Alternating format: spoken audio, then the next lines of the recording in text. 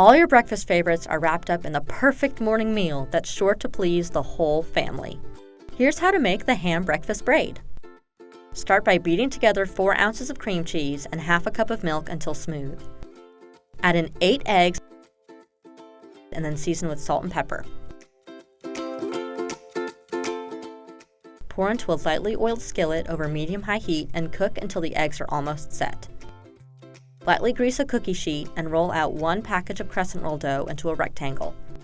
Split up the second package of crescent roll dough and press the short side of the triangles into the sides of the dough with the long pointed ends hanging over the pan. They will look like flags or pennants. Place 4 ounces of thinly sliced cooked ham in a layer in the center of the dough, then spoon the egg mixture over the top and sprinkle on 1 cup of cheddar cheese. Overlap the pointed ends of the dough over the top to create a braid shape over the filling. It will be similar to shoelaces or a corset.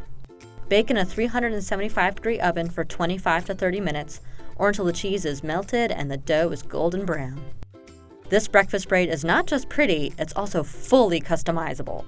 Allrecipes users suggested adding in peppers or onions to the egg mixture or switching out the ham for bacon or sausage. Let us know how you make this ham breakfast braid your own in the comments, and make sure to like and subscribe.